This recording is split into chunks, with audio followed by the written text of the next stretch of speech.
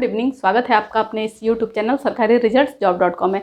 Friends, जैसा कि हम लोग पढ़ रहे हैं ग्राम्य समाज एवं विकास, उसमें एक टॉपिक दिया हुआ है राजस्व एवं चकबंदी विभाग कि राजस्व विभाग में कौन कौन से होते हैं। हमने पिछले एपिसोड में आपको जो पिछली क्लासेस में हमने आपको राजस्व के जो भी अधिकारी होते हैं कि किस किस स्तर के, वो हमने आपको बता दिया था। जैसे कि क्या था, डीएम था, कलेक्टर था, उससे नीचे आने पे क्या था, एसडीएम था, एसडीओ था, उससे नीचे आने पे क्या था, तहसीलदार था। ठीक है, तहसीलदार से नीचे आने पे कानूनगो था, कानूनगो से नीचे जो है था कि राजस्व लेखपाल। इस तरीके से उसकी जो है अधिकारियों की रैंकिंग थी।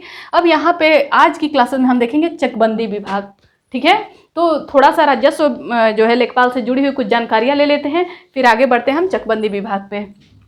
ठीक है, तो यहाँ पे है कि राजस्व लेखपाल जो होता है, इसमें एक महत्वपूर्ण क्वेश्चन है कि किस धारा के अंतर्गत लिया जाता है या किसके अंडर में ये कौन इसकी नियुक्ति करता है। ये सब जो है एक एक टॉपिक, ये सारे महत्वपूर्ण हैं, एग्जाम में पूछे गए हैं, तो एक एक करके ये टॉपिक्स आपको बता देती हूँ। राजस्व लेखपाल में, ठीक है, ये इस राजस्व लेखपाल का सबसे बड़ा अधिकारी कौन कौन होता है, जिलाधिकारी होता है। जिलाधिकारी का मतलब क्या हुआ कि वो जब राजस्व से, जैसे मैंने आपको पहले बताया था कि जब कोई भी अधिकारी है वो जब न्याय से संबंधित कार्य देखेगा जिला स्तर पे तो डीएम कहलाएगा। वहीं पे जब वो रेवेन्यू से संबंधित कार्य देखेगा, यानी कि कर, लगान, वसूली इत्यादि से जुड़ी चीज़ें देखेगा, तो वो क्या कहलाएगा, कलेक्टर कहलाएगा। तो इसका जो होता है अधिकारी कौन होता है, कलेक्टर होता है। ठीक है, ये इसका जो होता है ये जिला अधिकारी के अधीन होता है। पूछा था किसके अधीन होता है राजस्व लेखपाल, तो जिलाधिकारी। अच्छा, जिलाधिकारी होता कौन है, तो चूंकि ये राजस्व संबंधित होता है तो इसके लिए जिलाधिकारी कौन होगा, कलेक्टर होगा। ठीक है, अब है कि इसकी नियुक्ति कौन करता है। ठीक है, तो राज्य सरकार के आदेश पर, राज्य सरकार के जो है आदेश पर इसकी नियुक्ति कौन करता है, कलेक्टर करता है।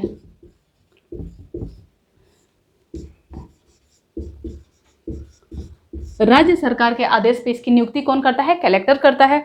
ठीक है, ये अच्छा ये किस धारा के अंतर्गत आता है, तो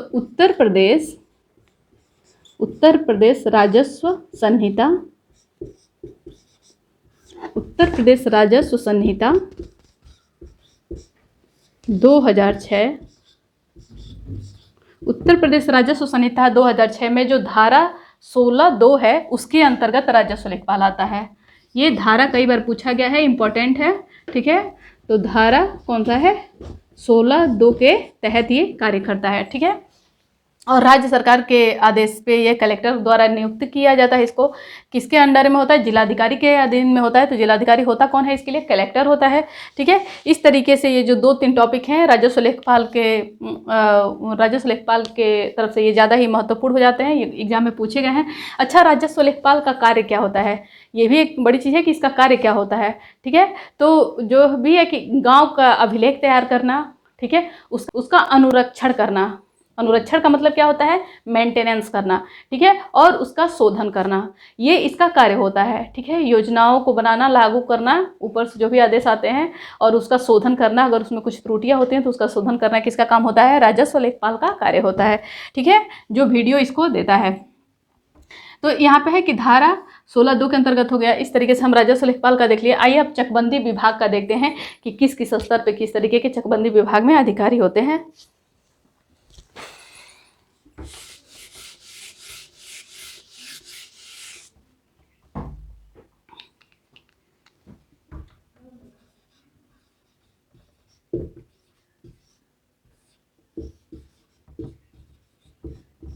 सबसे पहले ये देखते हैं कि चकबंदी विभाग किसके अंतर्गत आता है। ठीक है, किसके अंतर्गत आता है, तो ये है कि उत्तर प्रदेश, इंपॉर्टेंट है, ऑप्शन में देता है बहुत सारा वो ऑप्शन कि किसके अधीन आता है। तो उत्तर प्रदेश जोत अधिनियम किसके अंतर्गत आता है, उत्तर प्रदेश जोत अधिनियम 1953 के अंतर्गत ये आता है। चकबंदी विभाग किसके अंतर्गत आता है, उत्तर प्रदेश जोत अधिनियम 1953 के अंतर्गत आता है। ठीक है, अच्छा, चकबंदी होता क्यों है, जब चकबंदी हर समय नहीं होता है। चकबंदी कभी कभी योजना आती है जब, तो ये जिस इलाके में आती है वहाँ पर जो है कि चकबंदी अधिकारी चकबंदी जो है लेखपाल आता है, ठीक है। चकबंदी अधिकारी होता है, वो चकबंदी लेखपाल भी होता है उसमें। तो जो राजस्व लेखपाल है, अगर लेखपालों की कमी है तो राजस्व लेखपाल ही चकबंदी का भी कार्य देख सकता है। लेकिन जब वो राजस्व से संबंधित कार्य संभालेगा तो राजस्व लेखपाल कहलाएगा, जबकि वो चक से संबंधित कार्य संभालेगा तो चकबंदी लेखपाल कहलाएगा, ठीक है। तो आइए चकबंदी विभाग का जो है देखते हैं कि चकबंदी विभाग में जो है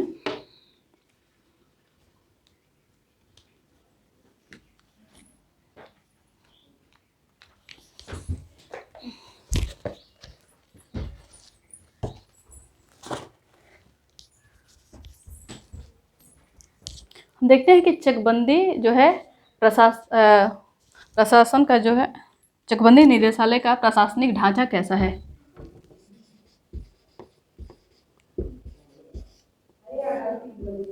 चकबंदी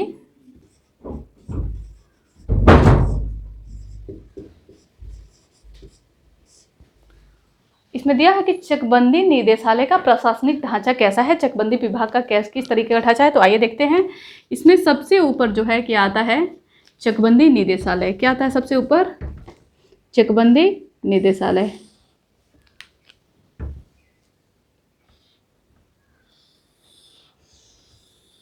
चकबंदी निदेशालय सबसे ऊपर आता है।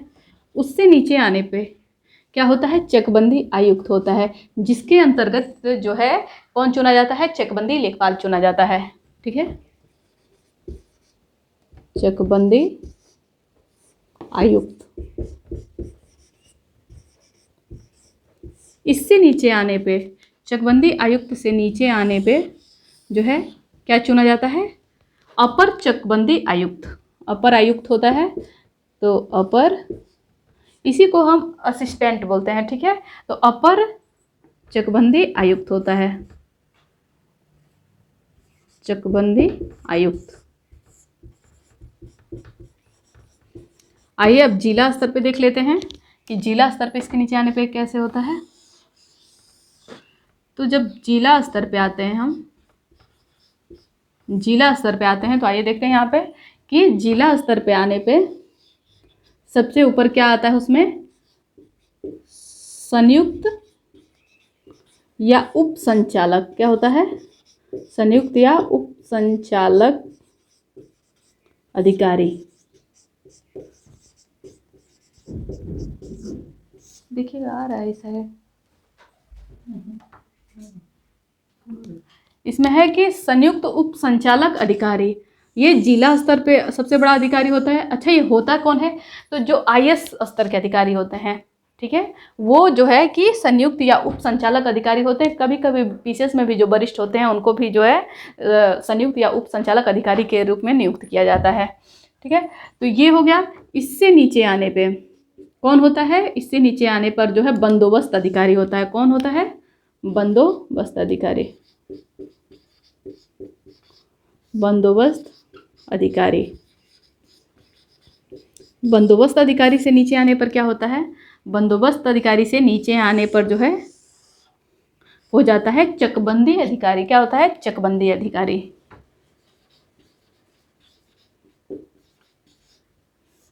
चकबंदी अधिकारी। और चकबंदी अधिकारी से नीचे स्तर पे क्या होता है, उप चकबंदी अधिकारी, ठीक है। उप या सहायक बोल सकते हैं, ठीक है, सहायक चकबंदी अधिकारी। सहायक चकबंदी अधिकारी। सहायक चकबंदी अधिकारी। और सहायक चकबंदी अधिकारी से जो होता है नीचे क्या हो जाता है हमारा, चकबंदी लेखपाल। सहायक चकबंदी अधिकारी से नीचे क्या हो जाता है हमारा, चकबंदी लेखपाल हो जाता है।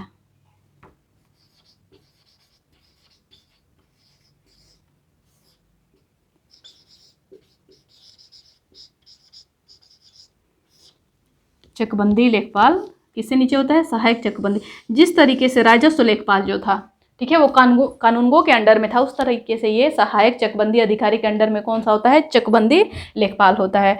अच्छा, ये जो है चकबंदी अधिकारी या सहायक चकबंदी अधिकारी, इसको एक और नाम से जाना जाता है, इसको जाना जाता है चकबंदी न्यायालय।